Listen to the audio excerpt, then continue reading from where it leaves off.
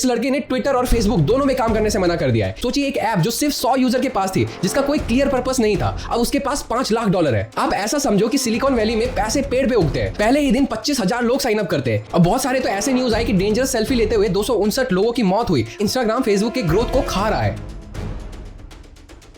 एक ऐसा ऐप जिसका नाम विस्की के नाम पे रखा गया था, आज दुनिया के हर इंसान के इमोशन कंट्रोल कर रहा है।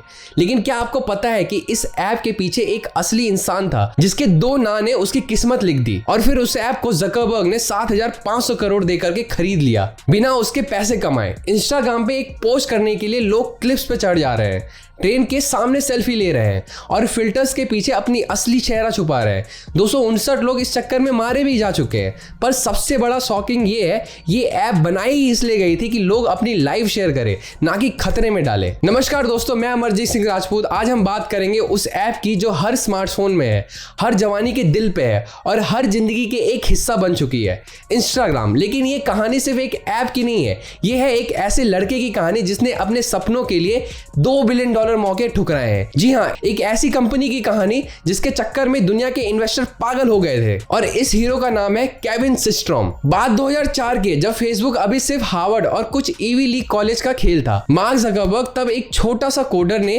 केविन सिस्ट्रॉम को एक जॉब ऑफर दी थी। कहा भाई आजा फेसबुक में, हम मिलके फोटो शेयरिंग फीचर बनाते हैं। लेकिन केविन के मेंटर ने उसका दिमाग खराब कर दिया। बोला ये फेसबुक क्या है, एक फटी हुई ऐप जो 2 दिन में खत्म हो जाएगा।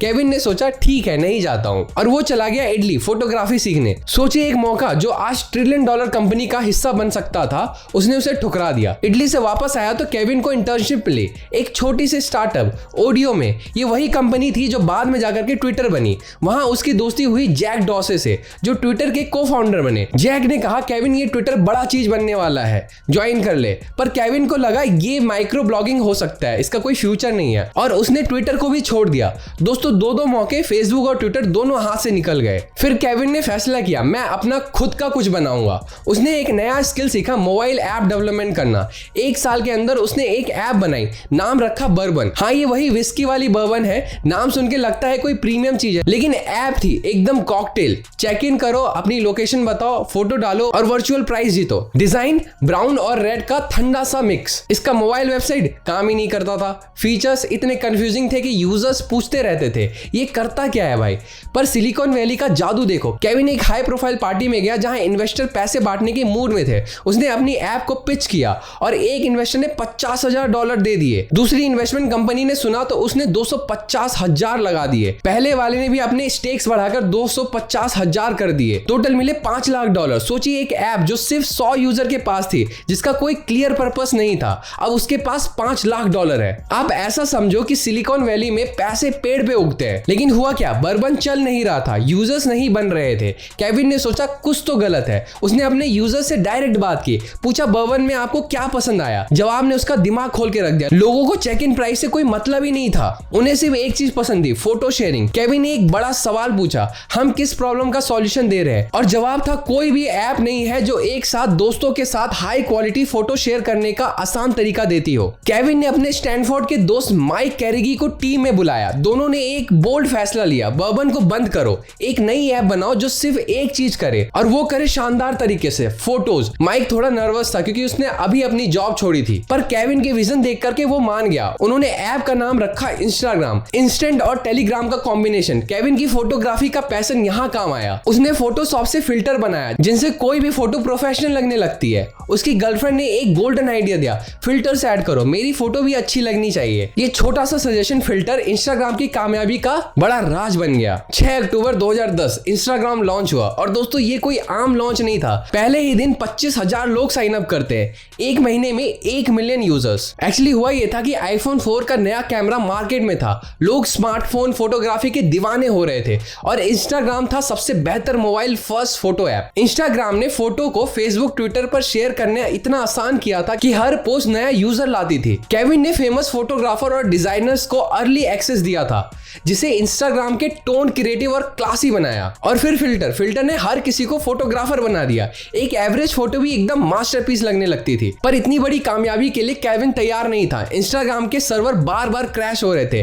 टीम में सिर्फ 4 लोग थे, केविन, माइक और 2 और पर एम्प्लॉय एक छोटे से कमरे में काम करते हुए। जब जस्टिन बीबर ने इंस्टाग्राम ज्वाइन किया तो हर पोस्ट के साथ टीनेज गर्ल्स की सुनामी आ जाती थी और सर्वर्स डाउन हो जाते थे। ग्रोथ एक्साइटमेंट ही पर ओवरवेलमिंग भी। केविन रात रात भर सर्वर्स फिक्स करता रहता, स्ट्रेस में डूबा रहता। रॉकस्टार बन गया था इंस्टाग्राम 2012 तक इंस्टाग्राम के 13 एम्प्लॉइज थे जो अभी भी बहुत काम करते थे क्योंकि ऐप के 2 करोड़ यूजर थे। केविन की जिंदगी बदल गई थी। एक सिंपल लड़का जो फोटोग्राफी की शौकीन था अब सेलिब्रिटीज पार्टीज में जा रहा था। Justin Bieber, Kim Kardashian, Selina Gomez सब इंस्टाग्राम पर आए और ऐप का क्रेज बढ़ गया।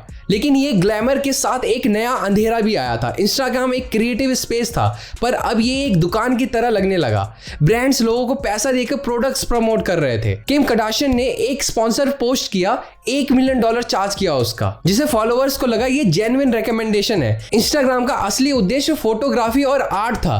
धीरे धीरे कमर्शियलिज्म में ये बदलने लगा। इन्फ्लुएंसर पैदा होने लगे जो अपनी जिंदगी के हाईलाइट्स रील्स दिखाते और फॉलोअर्स को लगता था अरे मेरी लाइफ क्यों इतनी बोरिंग है। लेकिन आपको जान के हैरानी होगी अभी तक भी इंस्टाग्राम कोई पैसा नहीं कमा रहा था। ये सिर्फ इन्वेस्टर्स के पैसे पर चल रहा था क्योंकि अभी तक कोई एड सिस्टम नहीं था। केविन का फोकस था ऐप को परफेक्ट करने में, ना रिवेन्यू बनाने में। पर इन्वेस्टर के पैसे खत्म होने के कगार पे थे। एक दिन ट्विटर के सीईओ ने केविन को डिनर पर बुलाया। हम इंस्टाग्राम खरीदना चाहते हैं। केविन सोच में पड़ गया। ट्विटर के साथ काम करना बुरा नहीं लगा पर उसे पहले एक और कॉल आया मार्क जकरबर्ग का। मार्क ने सीधी बात की, मैं इंस्टाग्राम खरीदना चाहता हूँ, $1 बिलियन दूंगा। ये 2012 की बात है जब किसी मोबाइल ऐप के लिए इतना पैसा देना पागलपन था। इंस्टाग्राम सिर्फ 18 महीने पुराना था और 0 रिवेन्यू कमा रहा था। मार्क ने कहा इंस्टाग्राम फेसबुक के रिसोर्स से और बड़ा होगा और तुम्हें पूरी आजादी मिलेगी ऐप में कुछ भी बदलाव करने के लिए। केविन ने सोचा अगर ये नहीं बेचा मैंने तो फेसबुक इंस्टाग्राम का क्लोन बनाकर इसे क्रश कर देगा।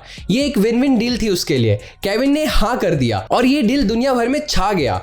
लोग चिल्लाए एक फोटो ऐप के लिए $1 बिलियन, ये पागलपन नहीं है तो और क्या है। पर आज देखो 2024 के डेटा के हिसाब से इंस्टाग्राम का रिवेन्यू $71 बिलियन है जो फेसबुक के टोटल रिवेन्यू का 30% था। ये डील एक मास्टर स्ट्रोक थी। फेसबुक ने अपने सबसे बड़े कॉम्पिटिटर्स को खरीद लिया और अपने सोशल मीडिया एम्पायर को मजबूत कर लिया। लेकिन सब खुश नहीं थे। यूएस को डर था कि फेसबुक उनके डेटा मिसयूज ना करे क्योंकि फेसबुक का प्राइवेसी रिकॉर्ड पहले से ही खराब था। गवर्नमेंट्स ने इन्वेस्टिगेशन किया कि क्या ये डील सोशल मीडिया मोनोपोली तो नहीं बना रही। उस वक्त डील पास हो गई थी पर बाद में एनालिस्ट ने कहा ये रेगुलेटरी फेलियर है।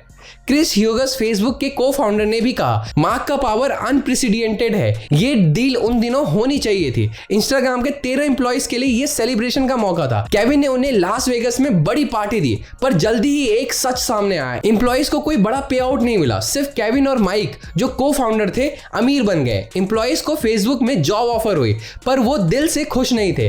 केविन ने नया रोलेक्स, नया कार और ऑफिस में आते अमेज़न पैकेजेस देखकर रेजनमेंट बढ़ गया। लेकिन होना तो यही था। फेसबुक के साथ आने के बाद इंस्टाग्राम बदल गया। टर्म ऑफ सर्विसेज में चेंज आया जिसमें कहा गया कि इंस्टाग्राम आपके फोटोज बेच सकती है पेमेंट या नोटिफिकेशन के लिए।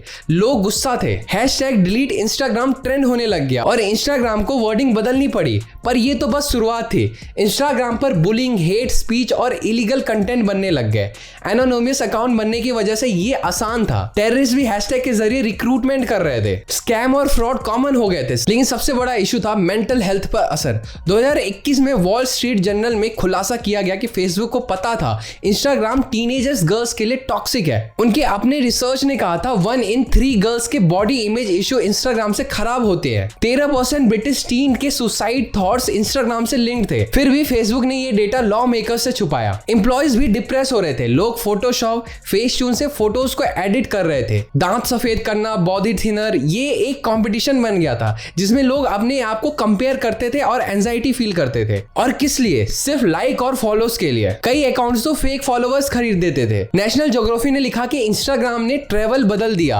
नॉर्वे के एक क्लिप पर टूरिज्म 8000 बढ़ गए थे सिर्फ इंस्टाग्राम फोटो के लिए। और बहुत सारे तो ऐसे न्यूज आए कि डेंजरस सेल्फी लेते हुए 259 लोगों की मौत हुई 2011 से लेकर 2017 के बीच में। एक 14 साल की लड़की मॉली रशेल ने इंस्टाग्राम पे सेल्फी हार्म कंटेंट देखकर अपनी जान दे दी। उसके पिता ने बोला कि इंस्टाग्राम ने मेरी बेटी को मारा है। फिर इंस्टाग्राम ने कुछ कदम उठाए जैसे लाइक छुपाना, पर प्रॉब्लम्स बढ़ी।